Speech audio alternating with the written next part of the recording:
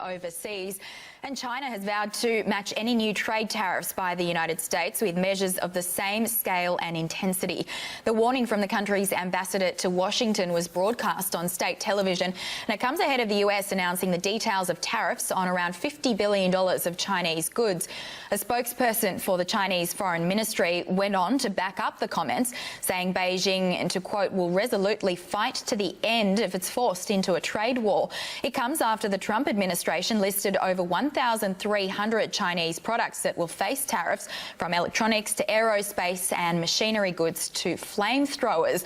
For more analysis on how the China-US trade deal, or duo, I should say, is playing out in markets across the region, more specifically, Morphic Asset Management's Geoff joins us live from our CBD studio.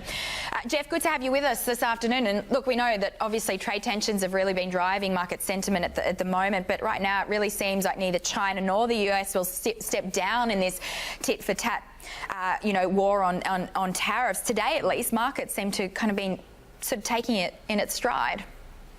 Yeah, hi Leanne, thanks for having me on. Yeah, I'd say, I mean, the details that came out overnight, they've been leaked now for the last sort of 4 weeks through various media channels. So I'd say at this moment in time, the markets are pretty much on top of the information that we got last night, and we're more to some extent moving into the political nature of this debate. I mean, per your quote, the Chinese have said they'll fight back tick for tack on this one, but ultimately the numbers that they're actually looking at are very small in magnitude. So the US are targeting around 50 billion of Chinese products, which to be honest is just a sort of drop in the ocean when you look at the magnitude of Chinese exports to both the US and globally. And the Chinese pushback is going to cover around about 3 billion of US exports into China. So it isn't actually that scary when you look at the details of this. Longer term implications though, what would that be for markets if we were to see a full-blown global trade war erupting? Yeah, I mean, if it were to actually escalate further from here, so that, say for example, consumer goods, because a lot of the tariffs are targeted around sort of machinery and capital goods. So it's back to Trump's pledge to try and increase the manufacturing base that exists inside his own borders. But if they were to move to consumer goods, which would directly impact the consumer in the US and be more inflationary, then that would be a risk for markets. But at this stage, it doesn't look like it's going to go that far, because the debate now is sort of tinkering with the proposition rather than continually upping the ante. Would you say, though, the fundamentals of global growth, and particularly the growth coming out of China, they still very much remain intact, and that's something to obviously be mindful of with all of this noise that's going on around the threat of trade wars?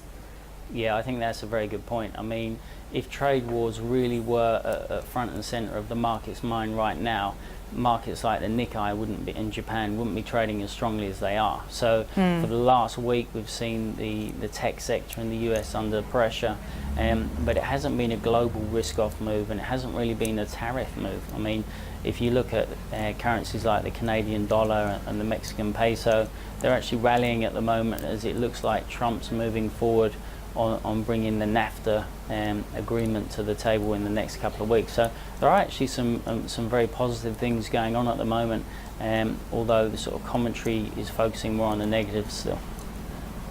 You mentioned the tech rout, obviously, that we've been seeing, and a lot of pressure for those FANG stocks. They make up, obviously, quite a large proportion of the US market, and for the first time in quite a long time, the US markets are sort of underperforming global share markets. How would you describe what's kind of going on here with this rotation, if you like, out of these growth stocks? How are you sort of, I guess, watching and playing some of the moves in this tech rout that's underway? So yeah, I'd break the last, the move from February into about 3 phases. The first phase in early Feb was very much systematic selling by people who run strategies that are very algorithmic based. They were selling bonds and stocks. So it's kind of the worst backdrop, where it was almost a sell everything market. It didn't matter what you were in, it was getting sold.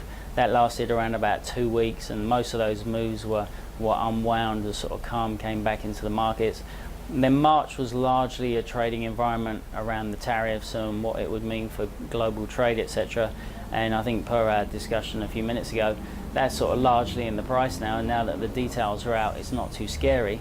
And the current volatility really is just narrowing in the tech sector, and the US market is very tech heavy.